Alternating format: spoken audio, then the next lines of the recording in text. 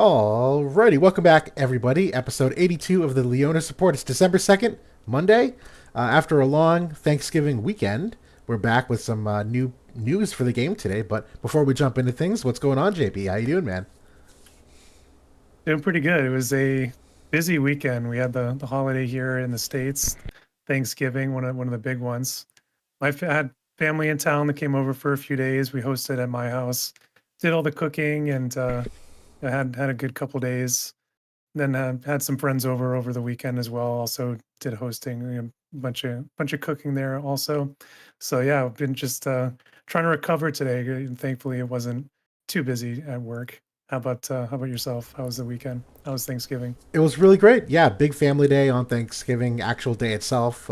Friday, we had the day off, so had a little Father Sunday. Went out and saw Gladiator 2 with my dad, and then grabbed lunch after. And the rest of the weekend, it was just kick back, a little bit of Christmas decorating. So I got the tree up and did some of the lights and whatnot around. And then Sunday was football. Watched the Patriots game, hung out. You would have thought it sounded pretty relaxing, but I'm still pretty tired. I don't know from what, but it was a good weekend. We actually hit the movies also. We took my son over to see Moana 2, which Hmm, he was a huge fan of the original. Actually, I really quite enjoyed the first Moana as well. The same. music was really good. The second one to me, it was very it's okay. It's worth watching, but the music especially felt not on the same tier as the original. So unfortunately, Lin-Manuel Miranda wasn't involved. So, um, but yeah, I think it's okay. It's worth Yeah. taking the kids to at least. That's what I heard. It apparently was supposed to originally be just like a Disney TV show, and they greenlit it for a movie instead. And apparently that kind of shows that it's more of like a television quality than the Disney production, or what do I you want to think the call it, Pixar? Yeah. animation is there, and like all the actors are returned, and the performances are fine. The story is it's kind of not quite as good, and then like the music. Those are the two aspects I think that are felt a little bit lackluster to me. But overall, I'd say it's maybe like a B, maybe a C plus. Still probably worth seeing. Yeah, yeah. That's my barometer. I have a low. Actually, that's true for most stuff. It's really just a question of am I glad I did it or not. And I don't need to like love it. I don't need to want to see it 30 times. Am I glad I saw it once? That's all it takes. If I'm am I entertained or not. Yeah. But yeah, we got a lot of stuff to go over today. We have the Final Fantasy X-2 collaboration that officially dropped today. We have talked about this rather at length the past couple of weeks. So although we're going to touch upon Yuna and Rikku because we do have some new information and now we have seen them live, we'll give some final thoughts and whatever changes we might have around them. We'll look at that vision card again too. We do have a great question about missile reincarnations again that we're going to talk about where we've made our opinions known on this before, but have things changed as of late? It's a good topic to bring up. We'll go through our 5 hot takes that we do as a segment. We have some debatable opinions that we'll kind of toss back and forth. And then some quality life stuff. Grand Arena's coming out. We have a new Guild War map we'll touch upon. Big news for Final Fantasy XIV with Thancred and Yshtola and what they're getting for upgrades.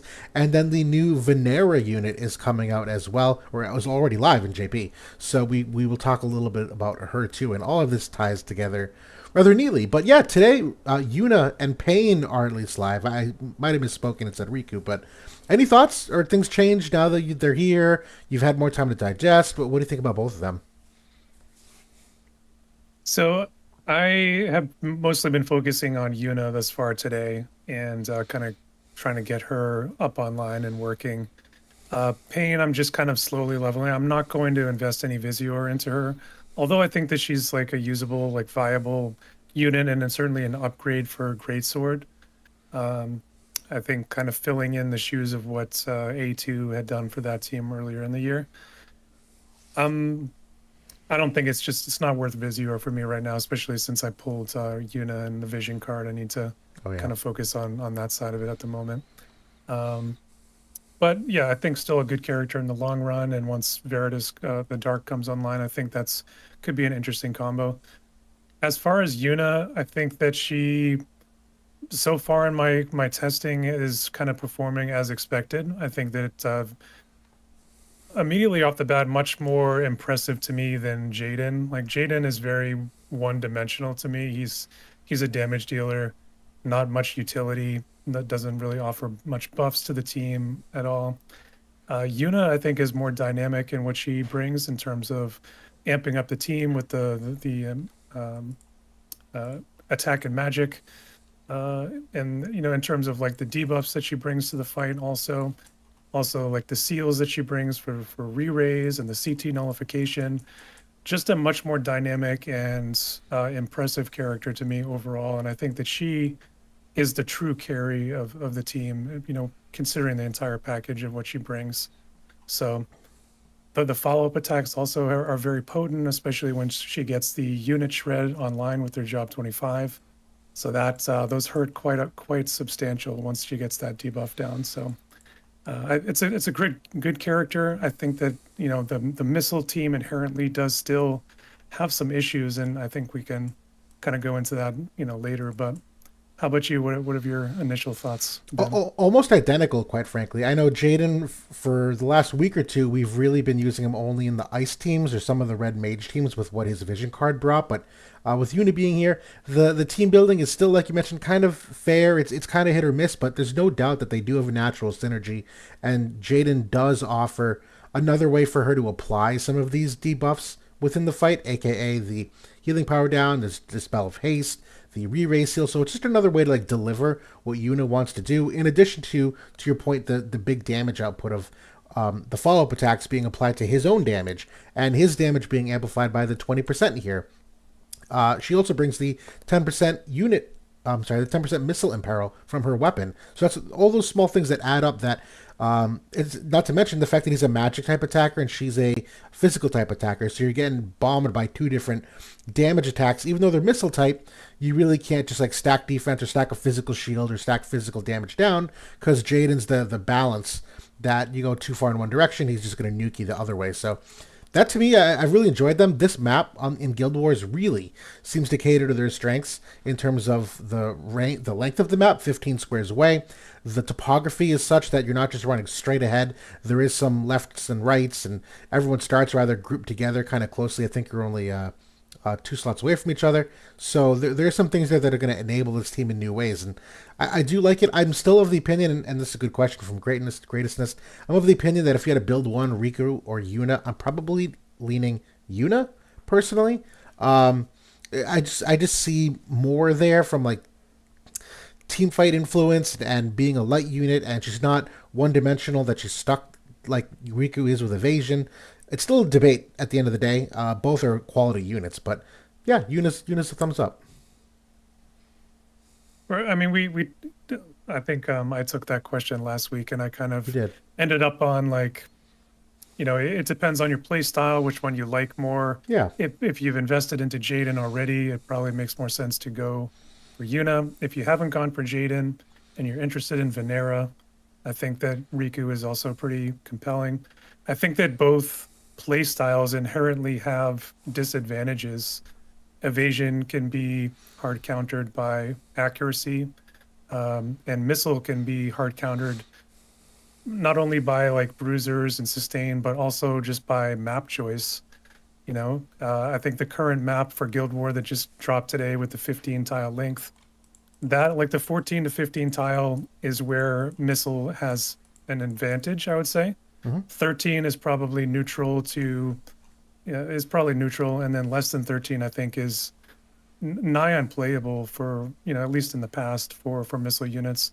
I think that we'll see that probably still be the case, once you start rushing that team with, units that have 4 move and 5 to 6 range.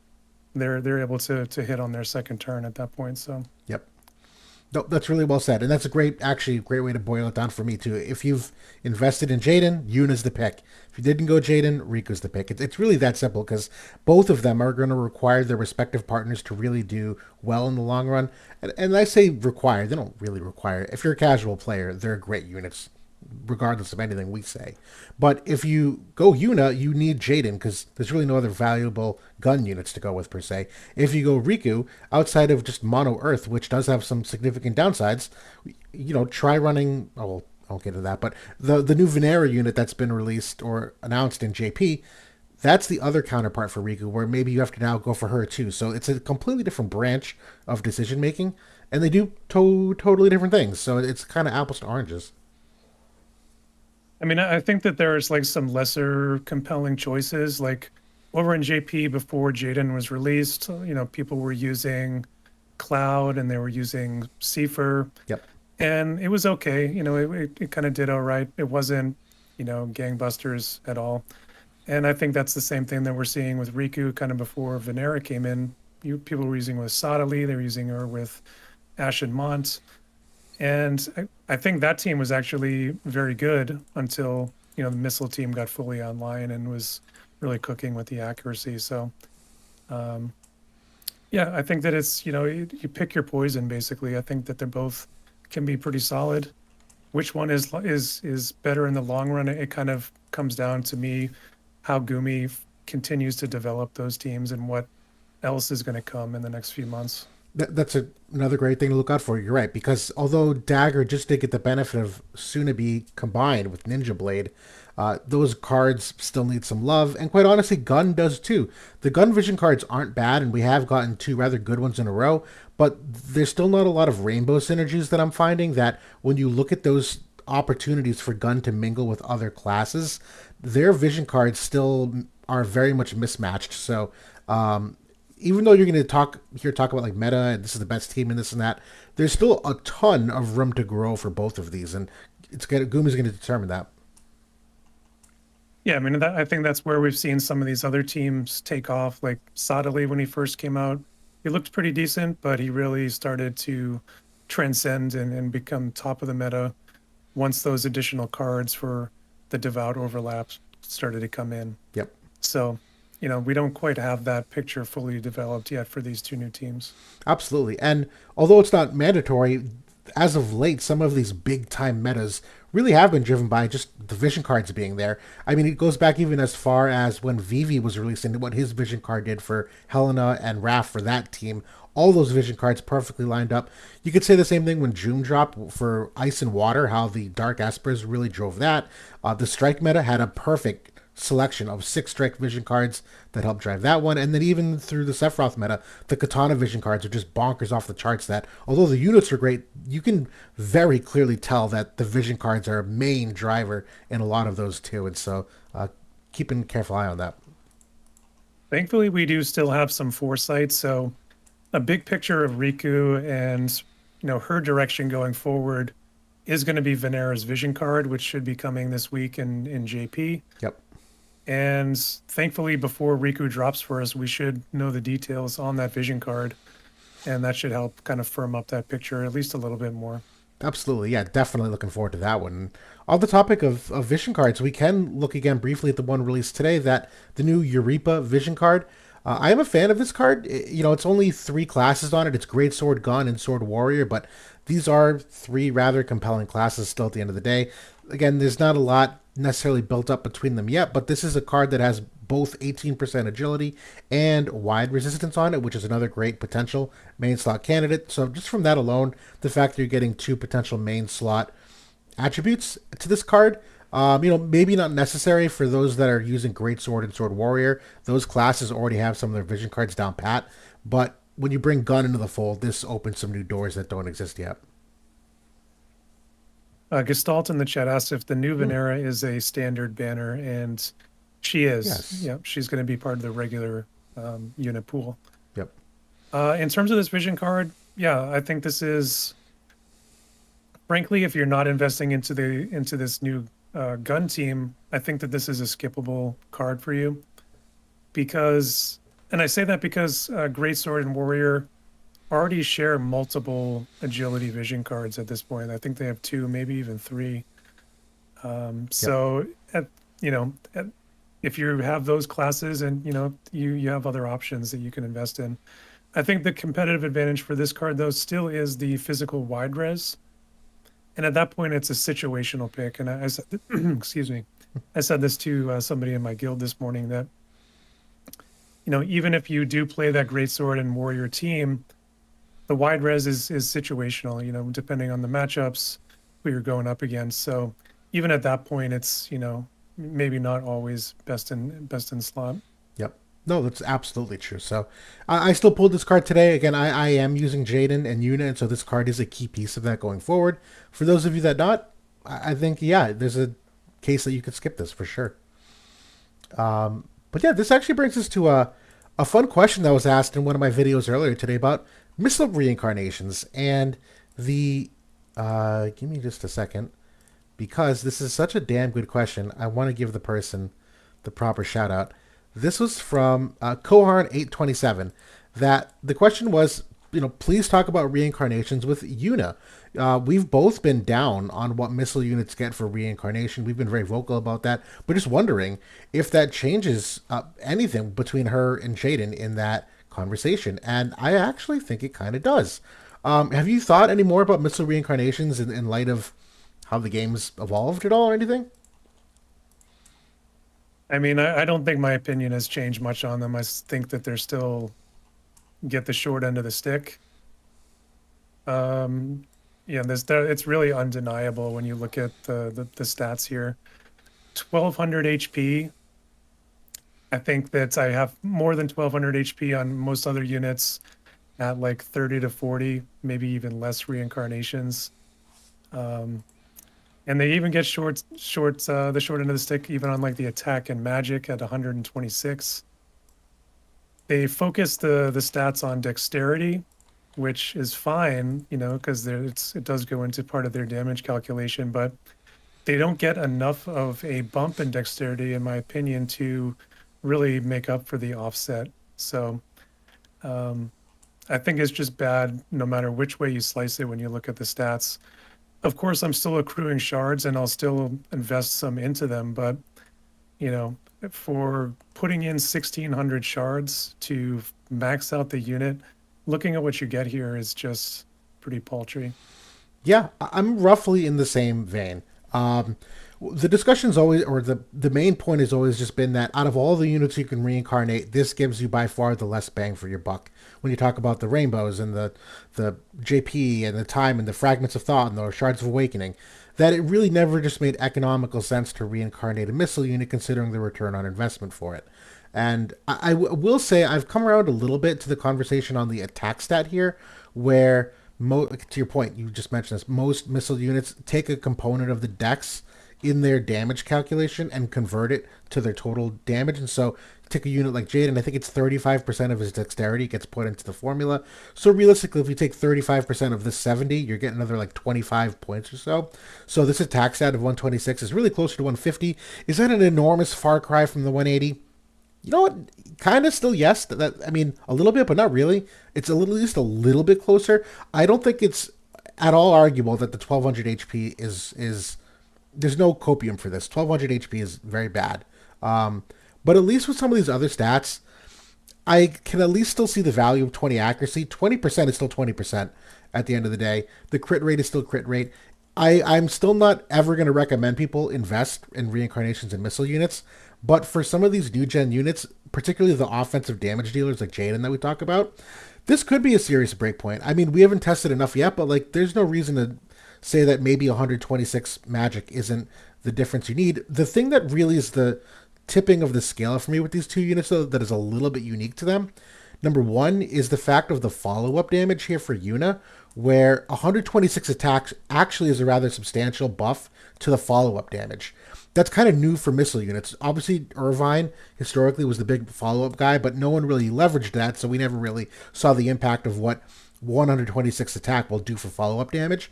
But for someone like Jaden, the other thing that I'm looking at is that his sequential ability is a magical cure, which goes off his magic stat. So by the nature of him having a higher magic stat, this is also going to heal more. So I think these units, compared to some of the other missile units, have a couple other ways that they use their attack and magic stat that we're not really used to seeing. I still don't recommend it, but I at least see some extra value here that we don't normally talk about when we see missile units. Yeah, I mean, if this is going to be your main team and you're trying to compete on the top ends of the game, it's still going to be worth, putting some scrolls into them. I honestly can't say that it's going to be worth maxing them out, though. I agree.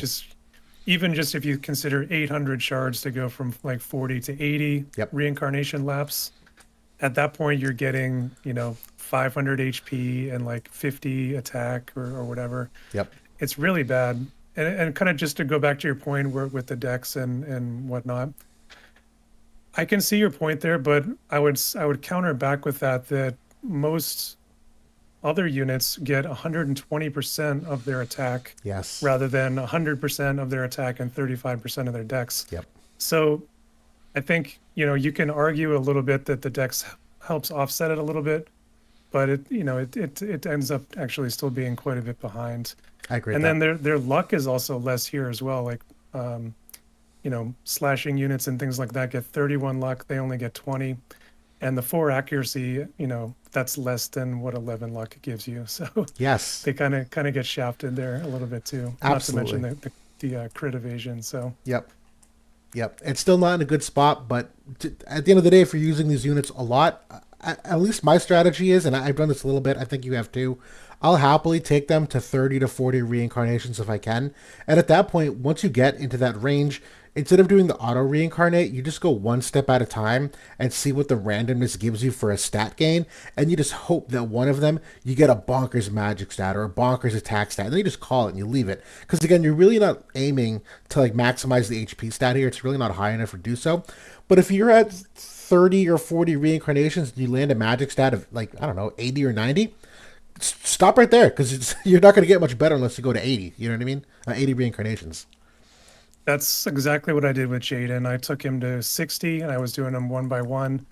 And I got a roll that was like 115 magic or something and like 60 dex out of the 70 or whatever. So I was like, okay, I'm just going to keep this and that's fine. Yep. Yep. And that's not unique to So them. That's with most units. We always recommend that. Be strategic with how you roll, but the missile units in particular, you got to be real picky about it.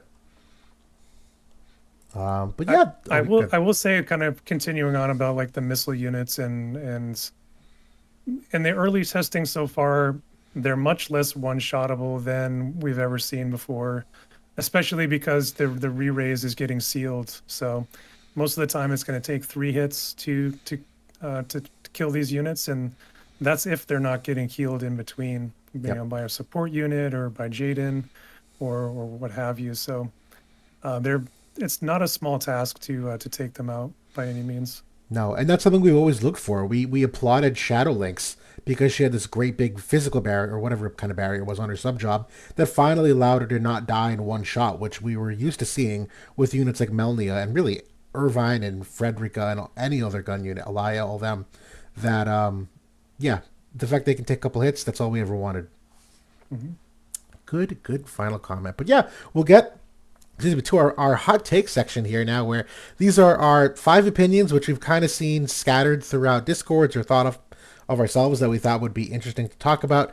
And the first one here, which kind of harkens back to when it was first announced, but the first hot take is Final Fantasy X-2 isn't a good collab choice. Now, I don't know that there's obviously lots of games that are contenders, but that I'm sure we'd say we'd rather have seen. But is it a bad collab choice, all things considered? I don't agree with this one. I think it's not my favorites, out of the collabs they could have potentially chosen. Personally, I was hoping for 12. That was, I'd say, my number one out of the games they haven't done yet. But, I do have some fond memories of X2 as well. And I think it's kind of in the wheelhouse of the main demographic of the player base as well that plays this game, which is generally in that age 30 to 40 years of age. And probably many of those players played this game back in the day and kind of have some good memories about it. So I think it is actually pretty popular in Japan as well. I think that, Yuna has always been, a waifu and pretty popular there as well. So I don't know. I think it's fine. It's not bad by any means. Yeah, I'll be honest. I think it's a great collab choice. To your point, there's obviously others that I would prefer. I think 16, Final Fantasy 16 is my personal number one at the moment. But to me, regardless of whether you ever played this game or not, that came out years ago. I'll be honest. Unless you had an emulator, I don't even know how you play that game nowadays, quite frankly. But at the end of the day, when it comes to like promotional marketing, when it comes to using the units in game, it's Yuna and Rikku. I don't care if it's from 10-2 or 10. If you're fans of Yuna and Riku's never been in the game, the fact that now you have her for the first time and you really like that character from the original Final Fantasy X, this is a great banner on that alone. And even Yuna, her unit originally is now obviously power crept. So regardless if it's from 10-2 or not, those who really like Yuna now have a chance to play her again. So to me, this is still a great collab choice no matter what. I don't care if the game was any good or not. We're talking about Yuna and Rikku. That sells. That's 2 thumbs up for me. I think it might have been nice to combo this with the return of Final Fantasy X as well, and maybe Yeah. because those units are missing some crucial updates like limit burst upgrades or the MA3s that they're working on right now. So I wouldn't have minded them rerunning it alongside this new collaboration just to kind of, get those updates in the game. That's maybe one of my one complaints about it. I think that's a really good point. Would have been a good time to rework some of the units too. But okay, this brings us to our second hot take. Missile is the new meta to beat. 2 strong units. You hear a lot of hype for it. Is this a hot take or is this true? Is Missile the new meta to beat? I kind of think that it is. I mean, on this particular Guild War map and the arena map, I think that they're both missile favored maps, kind of by the length of it, kind of going back to that point before. Length 14 to 15 tiles, I think, is going to be favorable for missile teams. So, do I think that it's going to be the best going forward? I'm not sure about that because, we can easily go back to a shorter map. We could have some. We're also going to have some evasion coming in that could potentially change up how those teams are played or geared, and maybe, although they might counter evasion, they might open themselves up towards some other team like that's able to sustain through the damage at that point. So, I don't know. I think that it's going to be another competitive option in among several that we have at the moment. I also agree with that. I actually do think this is the meta to beat at the moment. Again, part of it is map driven, always is. This last map that we just finished up, there was a really killer combo that was being used in the top 3 of Exia, just going into a pure quicken mode with units like Saudali and Gilgamesh and Shrek, and that map was really conducive to it. This map, not so much. And so the things that they did best as well in terms of, sealing people removing their haste and all the CT up that they have, Yuna and Irvine really combine well to mitigate some of that, which maybe opens doors to some other teams that we saw with, you might even entertain the idea of like Shrek, but Jaden's a really killer ice unit. And if you are still going against Gilgamesh and Agris, all these teams, Shrek, it can still be a difficult play that I don't really know if there's a hard counter to it, but a lot of the missile units, you just observe this. I'm sorry, a lot of the recent units, you just observe this, don't have a lot of missile resistance. There's not a lot of that in the game, not a lot of it on the vision cards. There's a couple cards that have some missile resistance, but it's been quite some time since they've really emphasized that. So I do think this is one to look out for. Yeah, I think that's the other part of it, is that I think there's going to be a lot of players that have a difficult time countering it, especially on the particular maps that we're going into. And yeah, the teams that have been kind of ruling the nest the last month or so, I've already tried it against the missile team because I already have it online, and it's not looking good on this map. They're getting blown off the map completely. So, yeah, I think people are going to need to look for some other options and start toying around with that. Definitely. Which brings us to a very similar question and is a little bit of a forward looking question here, where this is more Rikku related because she's coming out next week then. And obviously, we know a little bit about Vinera too. Is then evasion the new meta to beat? Is this a hot take? Do you agree with this or do you disagree with this? I kind of think it's in the same boat as missile. I think these are going to be 2 new interesting options that we have to kind of throw into the pile, and depending on the maps or whoever the latest unit is that month is going to kind of shift the weights in their favor. So I don't think that evasion is going to come in and necessarily beat missile right away, unless the missile team just isn't cured properly, because that team can get very high accuracy, especially Yuna. So Yeah. if they're outfitted with the correct cards and espers and equipments, then they should have no problem even hitting, maxed out Rikku and Vinera. So the question is, who do they beat? And I think that they can beat Magic. They can beat maybe some of the bruiser teams that don't have as much accuracy, and that kind of sets you up for some rock paper scissors, assuming that the bruisers can beat the missile team, which is what we need to see happen. Definitely. You know what? I agree with 80% of that. At the end of the day, this is a very strong team no matter how you cut the cake. But I actually don't think that evasion would be the new meta to beat. At least in the more competitive phases of the game, we're a lot more used to gearing for accuracy in our general builds, whether it be on the trust stones, whether it be on the vision cards, whether it's making sure we have the proper Esper setup, or even just going Alex Ring, 80% of the time. Even the white marshmallow now, as you saw with some of the uptick in status effects. But to me, this is still like a math game at the end of the day. You kind of know where units will top out at in terms of evasion and what you need for a bare minimum to like get into a respectable hit rate. To me, evasion is at the end of the day too something that's best used when you're catching people off guard where they're not specifically gearing for it. And so to that end, if all of a sudden you're in a very hard evade meta, well then you just gear a lot of accuracy and you're going to beat that evade team. So it can't be meta if it's getting beaten by things. So I think it's very strong. I'm sure we're gonna see it at the top end in various categories, but to say it's the meta to beat, I don't think so. Is it gonna be a compelling, very difficult play? Absolutely, but I don't think it's the meta.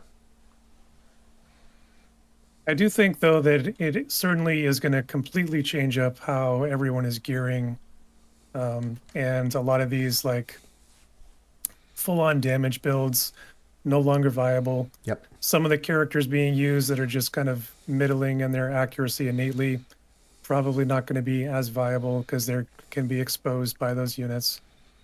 So they may not be suitable for defense anymore.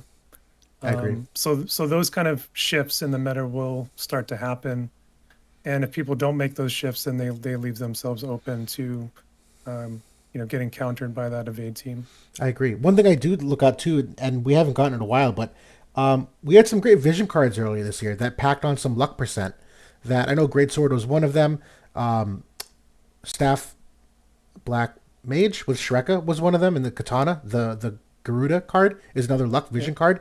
That enough of those luck vision cards, and obviously you have the Halloween Lucio one that just reran. That I think enough classes now are starting to get some of those luck vision cards in there. That it's a lot easier than years past to hit these evade units. Where if you look back to like when Yuffie was released, there really wasn't much in the same category of evade. I'm sorry, accuracy oriented cards. You really were just using Secrets of the Heart. You were hoping you had an accuracy card, and that was essentially it. But I think now there's at least more vision cards in the rotation that makes it a little more competitive, which is why we're looking out for the Vinera Vision card being released. Because if the Vinera card comes out and it's another Luck Vision card for Dagger and whatnot, where they do not have one currently, they have pure evade percent, but they do not have luck percent. If they come out with a luck percent card, this is a totally different conversation. I think so. I think it has to be, to be honest with you. I can't see how that team can properly function without it. Yep, So, yeah, I think that will be coming. The question is, what is it going to come with, and how much compression do you get out of that card? that's a good point. And actually, just the last follow up point on that, one of the downsides of them releasing evasion only percent for the like dagger and ninja blade and whatnot means those units aren't getting any accuracy off of it. So you get these high evade units that actually aren't all that accurate. I can't remember who it was. It might have been Starlight Elena who like could get super high evade, but her accuracy actually wasn't all that great. And so, sure, you get all this super high evasion, but when you're using these units in these mirror matchups, oftentimes, even though they're both evade units, one of them's missing versus the other one. Yeah, yeah. The mirror matches were always fun, and like you'd go to turns sometimes, basically, because nobody could hit. Exactly, exactly. But the next one here, we actually got some preliminary data on revenue from Sensor Tower. There's some like wrinkles in it this month because it wasn't formally published the way it usually was on some of the subreddits. But we did roughly approximate what the revenue was, and in November it was 500,000 in global, which I think we were like having a run rate of like 200 or 300,000 a couple months before. 1.5 million in JP, so we had a rather large uptick in global. Obviously, now you want to think of these both as a combined entity because at the end of the day, that's how they really think of it from a profit perspective. Is this a good sign though? Is that enough? Is it not enough? What are your thoughts on the revenue number? So, I mean, if you think about what we had in November, we had Jaden, we had the Final Fantasy Tactics banners, we had a couple of vision cards like King Cactuar. Was Garusa? I guess he was He was like the very first week of November as well. So Hmm. Garusa was in there. So honestly, like not a very big month because like tactics, like there's not a lot to really buy in there. Yeah. The majority of the player base had those units already. And the shards were very generous, right? Because you didn't really need to buy any, to be honest with you. Garusa, not a lot of people went for him, as the player base. Yep. So I honestly think that's a very good uptick for us considering we weren't in a collaboration yet for Final Fantasy X2. And I'm not sure if those numbers like fully encompass everybody getting in on the Black Friday deal the last week either. Maybe that's not fully included in there. So I think that's actually looking much healthier for us. And I think that, kind of goes to what the developers have been doing and kind of the goodwill I think they've been garnering recently with the various deals they've had. So I think it's a good sign for us. Yeah, I would agree with that. Yeah, we don't know if all the Black Friday numbers are part of that. I assume most of them are, but there's also the nickel vision card, the nickel character that came out, which was technically paid to acquire for Instamax. So I'm sure the nickel related things and the Black Friday deals are carrying much of that increase. So begs the question: are you going to see that continue since they were like one-time things? But if they keep releasing 70 costs and Hollow Vision cards at Instamax levels, that could still be like a permanent paid amount that people are spending. I think it's a good sign nonetheless.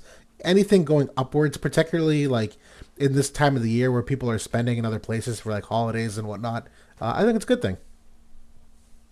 I think this month with X2 and then, the Christmas units are going to be coming here, in a couple of weeks as well. Those are generally pretty popular. I see no reason why we shouldn't go up from that, this month. And hopefully we'll see maybe 6 or 700K this month. I think that would be a very good sign for the developers if they saw that for global. All right. Just real quick for Cecil in the chat who just brought this up that they don't think Gumi looks at these numbers combined and using FFBE as an example. The counterpoint to that is actually the whole Road to Worldwide. That was actually the entire point of Road to Worldwide was that they were combining the global team with the JP team. They never did that with FFBE. They kept those teams completely separate, so they needed the revenue to sustain each individual team. By us cutting down on the voice actors, by reducing the development team, by cutting down the implementation team and the localization that goes into this, I'm sure. That's all part of it, is that it streamlines how effectively we run. And so, yeah, I actually would think you combine both those numbers. Yeah, I mean, I'm sure that they look at them separately as well, kind of just to see, okay, how healthy is each side of the game. But I do think that they probably consider them as a totality, at the end of the day. Yep. Yeah, that was the whole point of the reshuffling. Okay, and that brings us to hot take number 5, which is we'll probably have to revisit in a couple of minutes here because we're not going to talk about it till another halfway through this. But the Thancred upgrade rivals Orlando and Oh, wait a minute. Wait a minute. Wait a minute. This is the wrong hot take. There we go. The Thancred upgrade. This is the hot take. The Thancred upgrade is better than the Orlando and Agrias upgrades. Is this a hot take or is this true? We haven't even talked about it yet, but we're gonna. So before we get into it, let's not go too deep on what the individual upgrades are, so we can save that for that segment. But Yeah. I'm gonna disagree. I don't think that it's better, but I do think that it is right there. Like I think the original take is what I agree with, which is that it rivals or is kind of in the same ballpark. And it's very impressive. And we'll talk about it a little bit later, the individual details, but completely transformed the character. Yeah. I'm gonna lawyer speak this a little bit. If you like thinking of like better in the sense of where he was to where he is now, I think the jump from where Thancred was to where Thancred is a bigger jump than what TG Sid and Agrias went through. I think they didn't go through the same immense overhaul that he did. So I think he's technically a better upgrade in that sense. But if you're kind of thinking of this like, is he a better unit? That kind of convo, I think this is where it falls apart because they obviously have different roles and they do different things. There's different weapon classes. So I can't say that the upgrade is better from like a gameplay and usability perspective, but simply from where he was to where he is now, I think it's probably better. But we'll talk more soon about that. I think I would agree with that because I mean, the tactics units did get some mastery, upgrades and kind of some skill overhauls about 2 years ago when they got their 120 upgrades. Yes. And Thancred never got that. He never got any upgrades for years now at this point. Right. And his original character was really bad anyway. So um, yeah, I think that he has come a lot farther. I like him. All right. Well, the next couple of minutes, we want to talk about some things in game that looking forward to for content. But the first one is a quality of life update that they kind of snuck in here on us, and some of you might have realized it so far with the tokens that you accumulate. That like when you do multi quests or duels or oh god, what even counts the Wayfarer chambers, you get those tokens which every single month they reset, and you're able to unlock things like the amount of guild you get, the percentage up when you exchange, extra Esper experience. You can pick and choose and allocate those tokens. Well, they did a new quality of life upgrade this month. Do you want to talk a little bit about it and how they did that? Yeah, so we just found out about this today, kind of by talking about it in Discord. But essentially, not only is there a new category now that you can spend your tokens on, which is it increases your Wayfarer's Chamber attempts. So normally we get 3 per day, but now you can add, up to It's either 8 or 9, I think. yeah, I think it's yeah 8 or 9. I'm not able to fully max it out yet, but 4 tokens got me up to 5 additional attempts. So yeah, I think that's pretty nice. Get you some additional armor and burst pots. I think you get some XP cubes in there, gold and rainbow, which are good for reincarnation and leveling the units. So I like that change. The second thing that they did though is that the tokens that you earn for the month, you don't have to save them now for the next month. You can actually start spending them immediately. So if you already have kind of maxed out your item sell price, well, the tokens that you start getting over the next few days, you can start pumping those into other things if you want to. So I think that's an interesting change as well. I do too. I really have to think about how I would use that. I'll be honest, I don't always maximize my tokens every month because historically I've only put them into the item sell price up. The other ones just really aren't that good for my account. I don't really need them. So I never really focused on the tokens and how I could accumulate as many as possible because I just didn't need to. But now the fact that they don't expire at the end of the month, to be fair, I don't know if they roll forward. I would imagine they roll forward. They have to, I would think.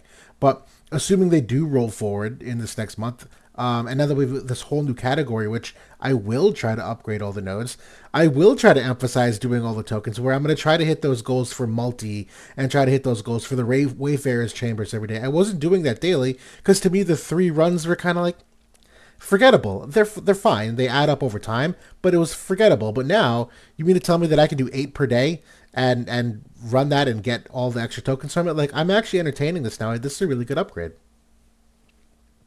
I think it's good because I mean myself, like as somebody that reincarnates a lot of units, I'm constantly running out of the XP cubes. So um, I think that I had been spending the 10 viz to like get additional Wayfarers runs already. You get if you spend 10 viz, you already get another 3 runs. So uh, this way it can save me. I don't even need to spend that viz anymore. So Very nice. I like it. Good stuff. So yeah, look into that, guys. But yeah, the next thing we were going to talk through is the Grand Arena, which they've announced, and I think it was the 9th. They announced a mock period that's going to start. I don't know if they actually announced the official start date. They must have. I don't have the. I mean, I could look it up, but I know at least Probably like a 1 or 2 day mock period. yeah. Kind of similar to like the limited arena that they've done in the past. Yeah, exactly. That's kind of my gut feeling. But it is the 5v5 mode that the way it works is in your formation screen when you go to the duel tab. On the left-hand side, they have like a special modes button that you can click. When you go in there, that's where you formulate your team of 5. And it's kind of exactly what it sounds like. It's 5v5. It operates kind of similarly to Arena in that there is a bonus multiplier, and they have new units that feed into that, as well as vision cards. So the bonus mechanics are what we're used to, so nothing to really learn there. I think the only real difference was they were talking about how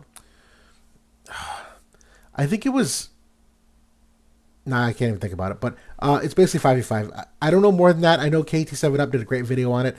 I'm excited for the mode. I really need to look a little further at the mechanics of how many refreshes you get again, how the streaks are calculated, if it's the same exact like accumulation of a win streak, if that adds to your point total. It's a little confusing in the notice because some of the rules they talk about are for the mock battle only, not the actual mode itself. So I'm getting my wires crossed a little bit in the differences in the rules there, but yeah. I think KT7 Up did a video on it. I don't remember all of the specific details, but it sounded very similar to me, like the limited arena was, where That's what I thought. you get a certain amount of attempts per day and that's it. Like there's no refreshes or anything like that, like normal arena has. And essentially, you're trying to min max how many points you get per attempt for the duration of the event, which is a week or whatever it is. So that's very similar idea to the limited arenas they've run in the past, but this time it's just going to be with 5 units rather than 3. Yep. And they did add some special equipment for it, which is a new monocle item that we'll look at here, the Bejeweled telescope. Yes. So I'll kick this off if you want. Yeah, I don't know how permanent this is, if this is only acquirable through the Grand Arena, or if these medals, you know, you can acquire from regular arena too. I would imagine it's only Grand Arena, but I don't know that. Do you know more about that or no? Only Grand Arena, and we kind of don't know if Grand Arena is going to run again, but I assume that it will, maybe on a monthly cadence or maybe every couple of months. But I think that if you're in the top 10, it gives you enough recipes to complete the item. Oh, okay. But if you're outside of the top 10, I don't know if you can fully complete the +5. I'm pretty sure you can. Got it. Okay. Real quick, just some comment stuff. First, just for Darth Devious, just a quick commander question. Yes, they are going to release more commander units soon, and no, Ashen King Mon is not going to be one of them. They've established at this point in the foreseeable future, it's only new units, not older units. So yeah, there's definitely going to be some new ones coming out. Figure just answer that quick. The second I one think for Vinera is the next commander, right? yes, but I haven't really heard much about hers off the top of my head. Yeah, I don't know the exact details of what the ability is, but she should be the next commander. Got it. And then Cecil mentioned no streaks. I know that's true in the current notice, but that's because it's a mock battle period. I don't. I would find it hard to believe that there's no streaks if it's the regular 5 orbs, because there's definitely streak multipliers in the limited arena, isn't there? I think from what I remember from KT7 Up's run, I think you're trying to just go for 800 points per win. So I don't think there's Maybe any it's not. streaks.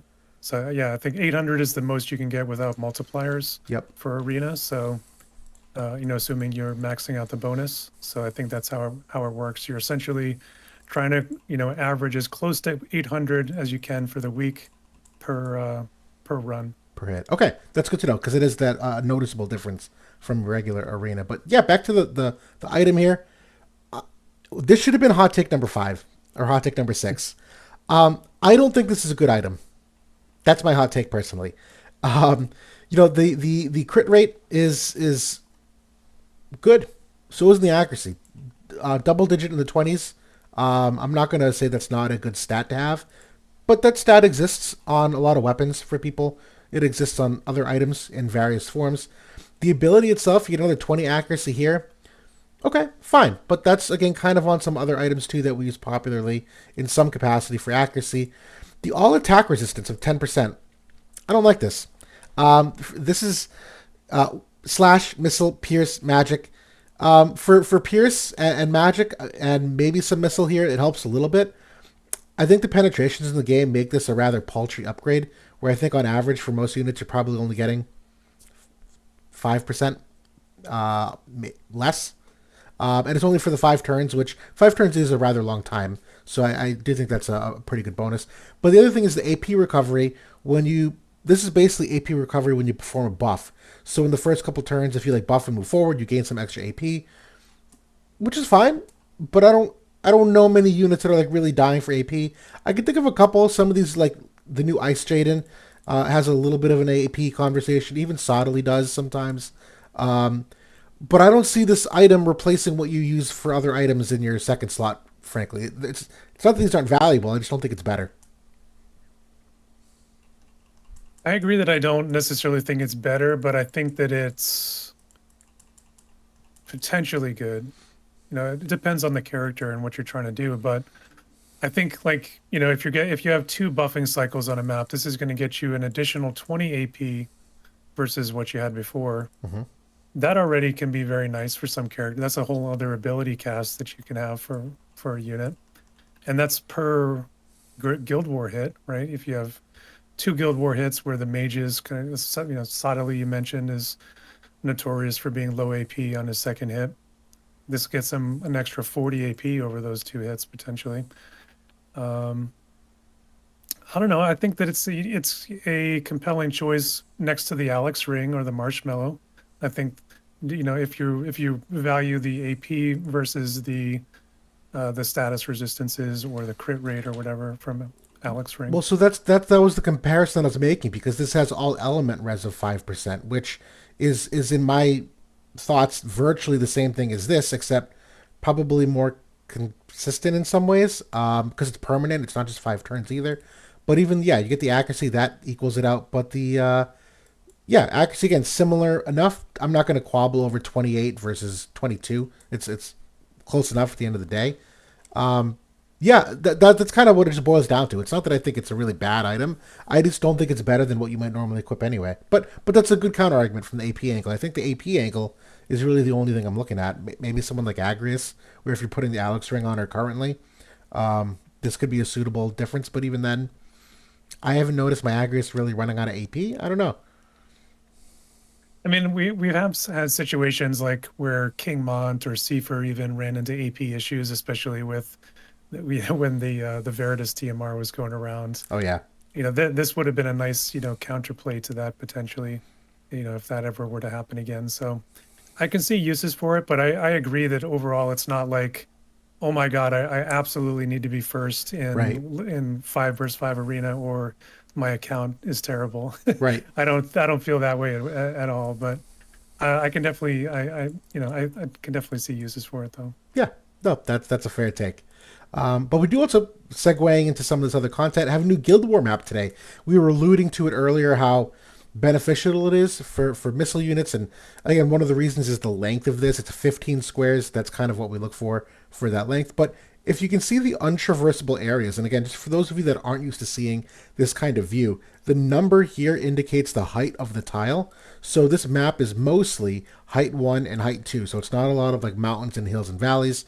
And if you see no number, that means it's untraversable. You literally can't pass through it. Some of these, I will say, are typically either objects, which you cannot shoot through.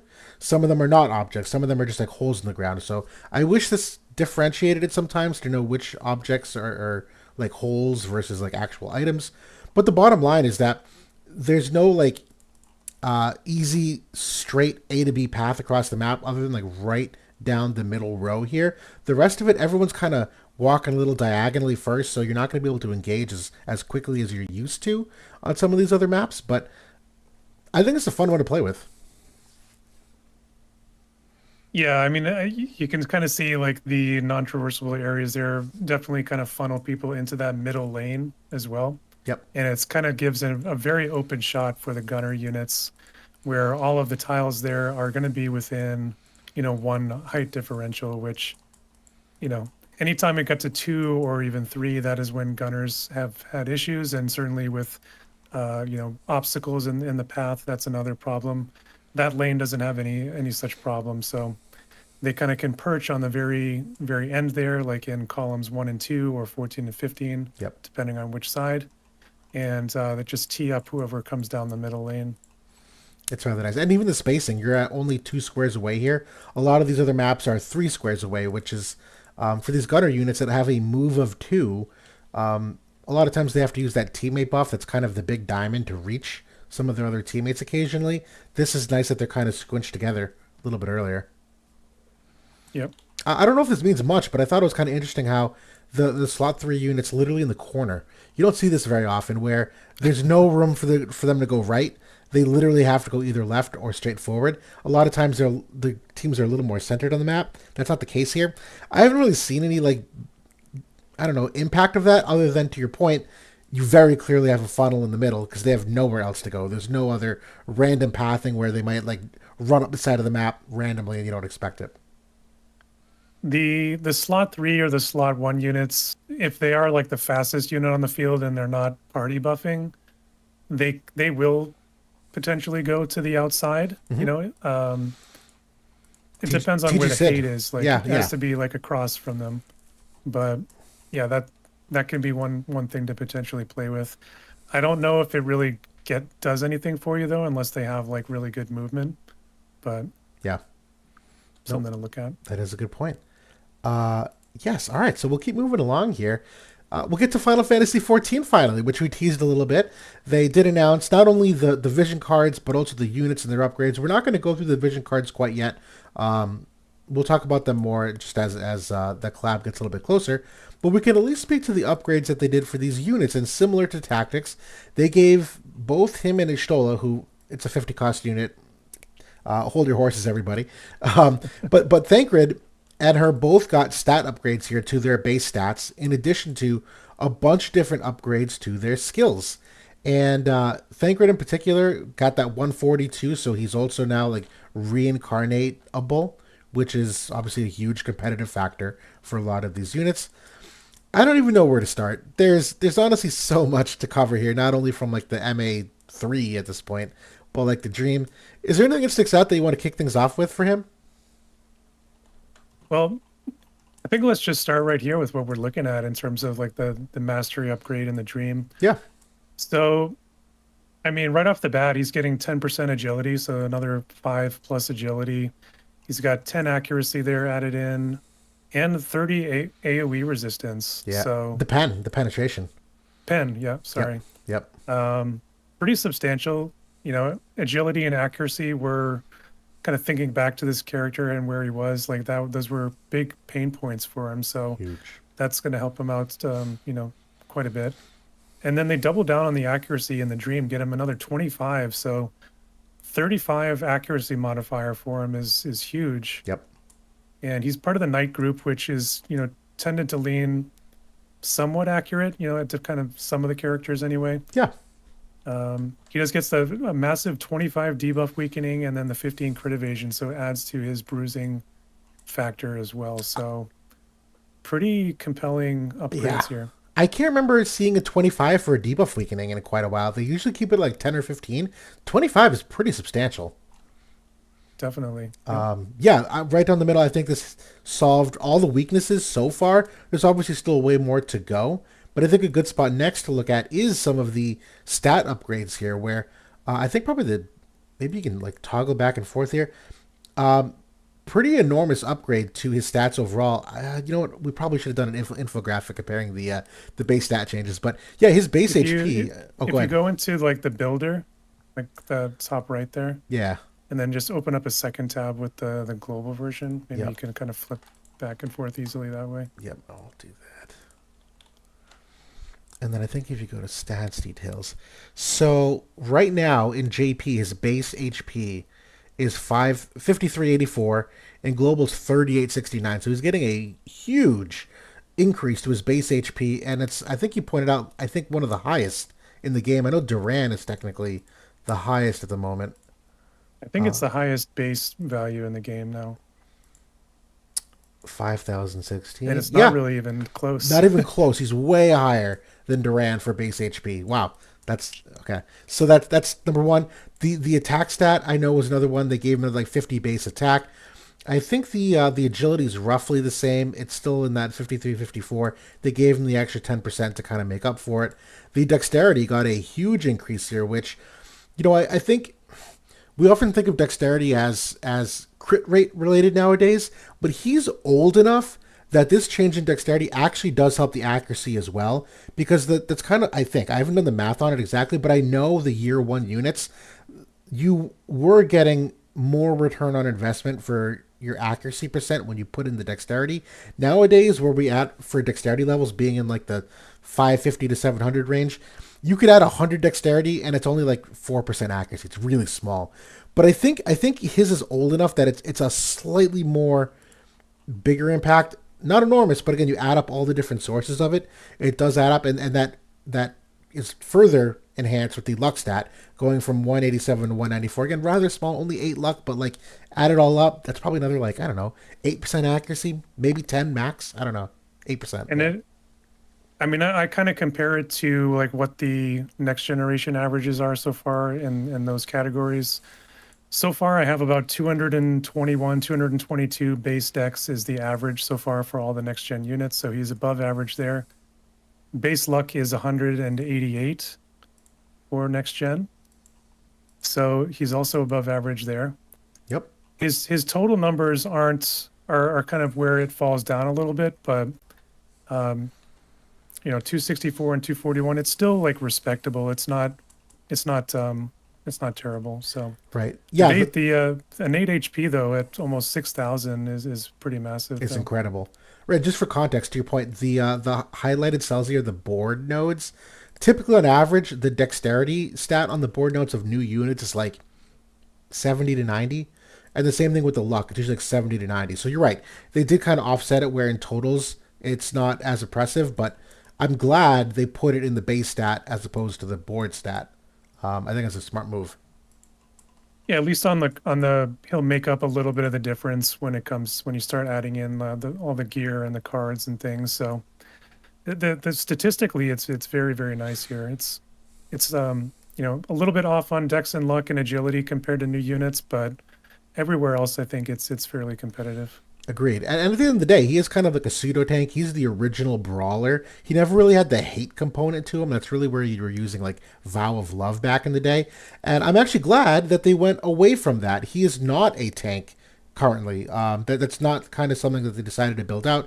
He truly is a damage dealing unit. He has no hate capabilities anywhere in his kit. So it was really more back in the day we were trying to like square peg a circle hole for his role. Well, they did add the option in there for him. They upgraded his secondary passive there for 7 innate hate. Wait. Oh my god, I didn't even see that. Wait a minute, guys. I'm so sorry. I did not even see that. That is freaking impressive. So yes, he is similar to Duran in that sense that you can make him a pseudo tank. Okay. That changes everything. Thank you guys. Thank So you, it's JB. it's optional there, Yeah, it but is optional. it's a nice passive. Like it used to be just I think 15 pierce resistance and that was it. Right. Right. Yeah, that was it. Um, That's why it yeah. didn't even dawn on me. So it's very nice that they upgraded 2 of his passives here. So 40 reaction block and 7 hate if you want it. And then on the other passive, they just blew it out. It's amazing. Amazing. 40 defense pen, 40 slash pen, 20 unit res, and then 15 wide res physical magical. Yep. So, that's very, very solid. I Maybe you could make a case for the secondary passive for the red mage one. I don't know, maybe for the spirit and magic resistance, but Yeah. it kind of depends if you want him to be a tank or not. I agree with 100%. Whether or not you want him to have the hate or not. One of the other upgrades, I'm sad we glossed over this. He was at negative 30% magic. They at least gave him a bump to negative 15% magic, which to your point, if you now use this passive, this will bring him to 0% magic resistance, which is Yeah. a good thing depending on the role that you want him to have on the battlefield. I love these upgrades. We did get a question: does he have an aura? The answer is yes. They gave him an aura. It's honestly a pretty awesome aura. It is on a self buff here. Thancred does not have any teammate buffs in the main job, so it's kind of similar to TG Sid in that regard. I'll be honest, I don't recall the wait a minute. Yeah, the priority. I would imagine he prioritizes his aura first and then uses this other self buff after, but I actually haven't seen that yet, so I can't really confirm that AI. But I at least wanted to talk about the aura briefly first, and this one, it's a general. If I Oh, go ahead, please do. if, so that buff is his hyperbole that that's his barrier.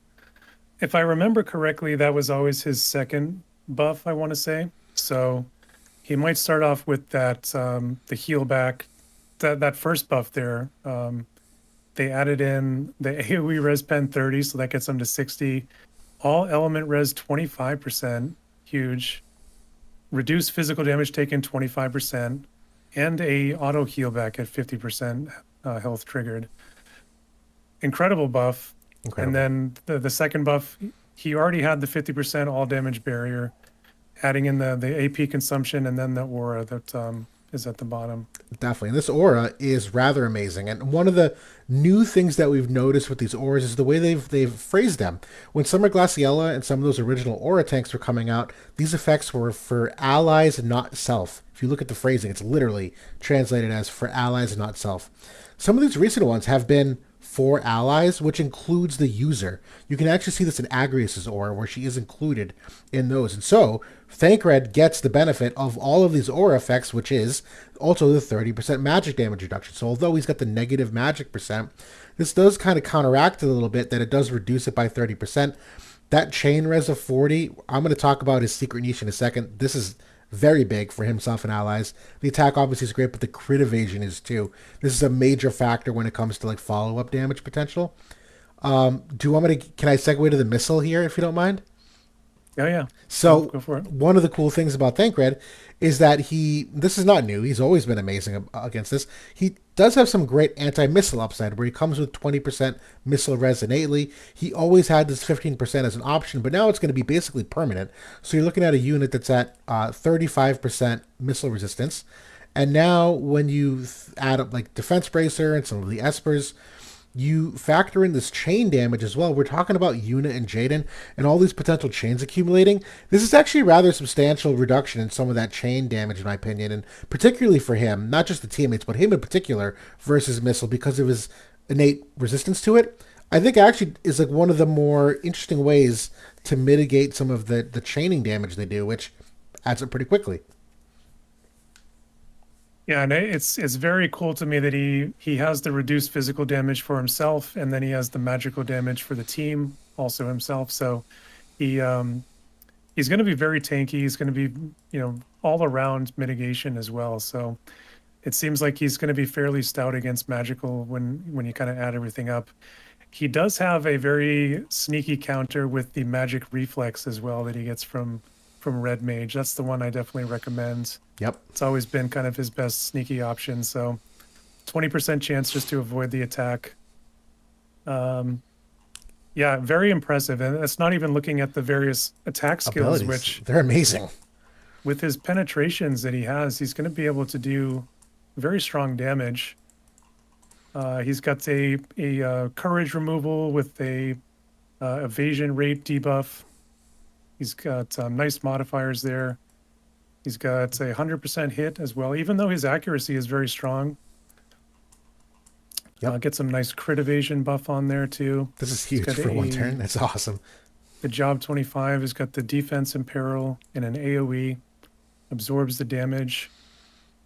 And that one is that's like what we saw with Paine. Yes. This is actually a debuff. This should be reduced single target penetration of your targets. Correct. So that's going to be very good against all these unit attackers that right, including the missile units, which have that unit penetration as well. Yep. Yeah. All of this is amazing. The sub jobs, even this, I've always dreamt about the opportunity to use some of these. The regen for a teammate or the defense. This obviously doesn't mean nearly as much, but the other sub jobs, I don't. He's going to be a multi-buff unit because if you are looking at the range of these abilities, and no, he does not have a limit break, guys. I did see someone ask that, so there is still no limit break. But this is what, range 5 at max. It's not these large diamonds. It's kind of constrained, the targeting pattern of some of these. There's no select twos for him to really branch out and move in weird spots. So I do like the opportunities of maybe looking at what he has for some of these other buff potentials. I think it's kind of copium. I'm probably just throwing a TMR on him. But I actually don't hate this Dragoon buff where you get Protect and the crit rate and the reaction block. I don't think it's the worst third buff if you have to use it. Yeah, I would definitely throw that one in, or maybe throw in the movement buff. I think it is also a very nice one. Yep. I think that's the upgrades that they have to his core abilities are good enough that I'm not so worried about him not having a limit burst. I Hmm. think he's going to be usable without it. There's definitely like limitations to this unit, Oh yeah, like the targeting patterns is a huge one, like you were just kind of looking at. But that's like his damage potential. He's still providing value to the team with the aura. right. He's gonna, for like maximum benefit, he will probably want a dispel sealer because a lot of those aura effects could be dispelled on hit. Um, Yeah, at least for that particular hit, they do kind of respawn, regenerate. yeah. The crit of it. Yeah, yeah, yeah. It's a good call out. Um, But yeah, yeah, I think honestly, the biggest weakness that he has, and I think everyone is going to have to find some way to counteract. It's right there. Sword Knight. JB and I were just laughing about this. The Sword Knight category is unfortunately woefully unequipped to really do much in the game at the moment. This is where I would splash Thancred in as a potential rainbow unit. Where maybe if you see Sword Knight on some of these vision cards, I think he's a serviceable rainbow unit where you put him in there for the aura effect, some of the utility. Obviously, a matchup against missile units, he can fit that niche in some of your team building. But in terms of like Sword Knight as a group, he's got far more potential in the light element than he does in this actual job category of making any kind of like mono Sword Knight group that's just so unbalanced, just not going to be able to do it. at the moment, Knight mixes pretty well with the warrior class. Yep. Like up there, they have some good cards that they share. Mixes pretty decently with Axe as well. So if there's any development to Axe in the next few months, that could be a nice branch for him. The Fist group is the one that they share the most cards with, and it's actually quite a substantial amounts, Yep. including Riku's card, which is also Hmm. Fist and Knight both. So Good call out. I could kind of maybe see him being mixed in with some Fist teams if we get another substantial Fist unit. But yeah, I think it light is probably, like you said, the most compelling. Yeah. Light and dark. Yeah.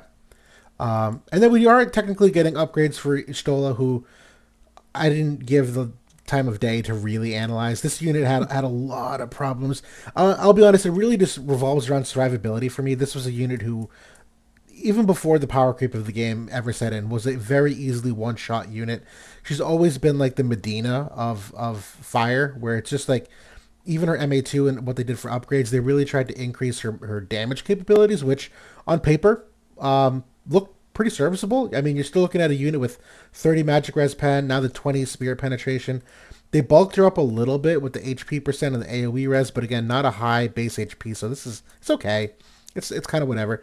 They went with ice res here on the dream ability, so that's a little bit of again a fire niche where they're trying to hard counter ice, which should counter anyway. I don't think it's as strong as it could be for a low cost unit. The skill activation decrease is certainly nice. Some of the upgrades here, she did at least get a VV-esque like auto re-raise, so that does solve part of it in terms of that survivability. Also has the healing power, additional magic res pen, which you're looking at 60 innately for a 50 cost unit. That's a pretty serviceable, or not better adjective than that. Very, very, very good penetration level for a 50 cost unit. The abilities are fine. Actually, this gets you to 100% magic res pen when you combine the 120 ability here. So that's pretty awesome that she gets to that level. But the rest of it, this is still like the nichest of niche units. There's no limit break. It's not even I don't even know. It's fine. It's whatever. The buffs are Yeah, I mean, non-existent. yeah, there. I mean, she gets to 100 magic res pen there with her job 25. That's pretty cool. She had the long casting time. That's kind of addressed a little bit. It's a free character. I think like in limited cost. If you need an anti-ice unit, maybe you can throw this in as a cheap option. Yeah. That's really about it. I can't really see her doing much else. She only has 2,000 HP. Yeah. So, I mean, even very strong, like 100 cost ice units are going to be able to chunk her quite substantially. Dude, that's so bad. That's so bad. She literally has 2,000 HP. Because that was my other thing that I was really trying to like look at this from was, okay, she's a 50 cost, but like we have some like pretty decent 50 costs, like Comral, Galzak, Dia, like Lisette technically. We've seen Cyrell kind of pop at certain times. that the bar for 50 costs is like raised. I was kind of hoping they'd get Yshtola to like this bar of usability. I don't think they met it though.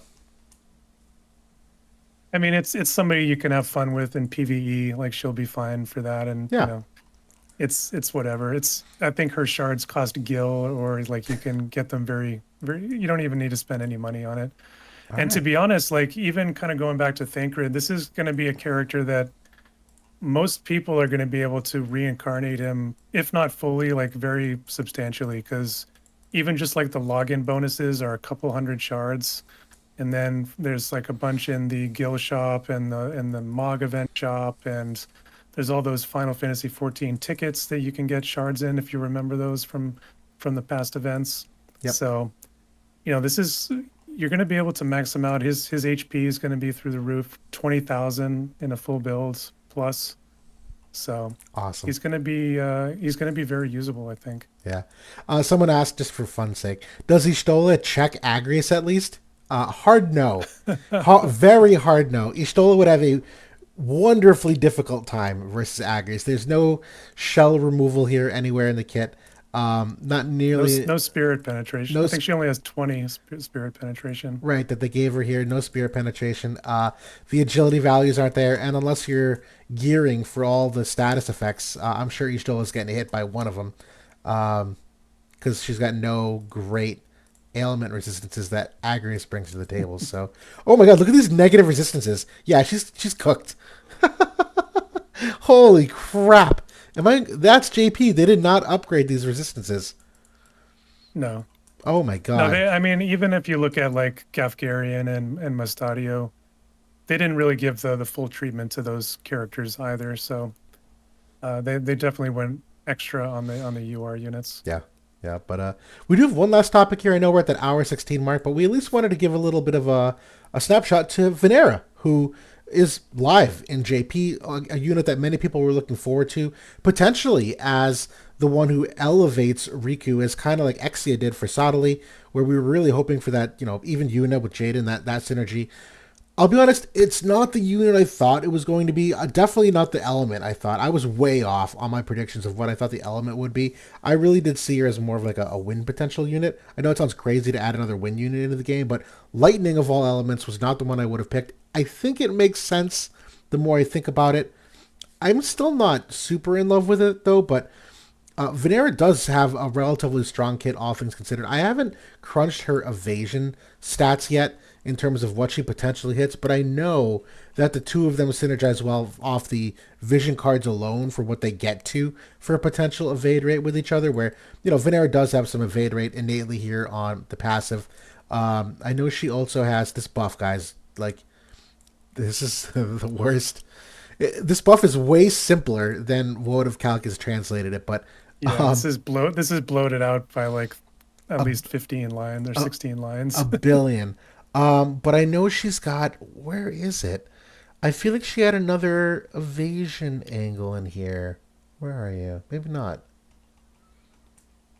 So the untranslated effect in her buff is unit um unit attack evasion. Oh, here it is. Ignore sure hit. That's what I was looking for. She has ignore sure hit on her self buff. I knew there was something there. Yeah, and that effect right above it is 20 unit attack evasion.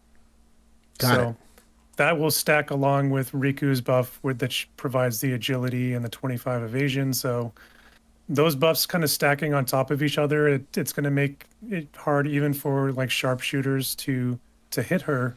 Right. Even Shrek potentially. So the base evasion for Vinera I have at 92%, Got it. which is and then Riku I have at 90%. Okay. The highest from the old guard was Zazan. You are Zazan at 88%, so a few points higher. And then they've added on these special effects on top of that. Like Riku has the area attack evasion of 20, and Vinera has the unit attack of 20. So, and that is on her weapon as well, another 10. I was going to say, I thought I remember this being here too. Yeah, so that's 10 unit attack evasion. Yep. pretty awesome. Yeah, I mean, obviously great synergy. It just again comes down to the questions of who's the third unit. Are the cards there to support it? Seemingly, some of it is. Her vision card will certainly enable more of it. Um, I think someone had it was it Thunder or 2 p.m. or Thunder Mage. I think Thunder Mage made the prediction that they would love to see a new Dark Esper come out for Vinera. That is a when these Dark Espers come out, they are mono element in nature. One of the big deficiencies for Lightning is that they never got a luck percent vision card. That maybe a Dark Esper could be a fun way to approach that, where you get a Dark Esper with luck percent on it to finally address the fact that Lightning has never had it, which certainly would amplify this. And I think they've already set the no. The last Dark Esper for Lightning was Lightning and Wind, Dark Ramu. Um, but Lightning also has one with Fire, which was Dark Ifrit. So I don't know if they would ever do a Lightning and Earth one. Um, I don't think that synergy really makes sense on the triangle the way they've done it in the past, but yeah. Yeah, I don't know if I agree with that prediction, because that shuts, if it's a lightning card, it's going to shut Rikku out of that team, Right. which is counterintuitive to what they're trying to build there. Right.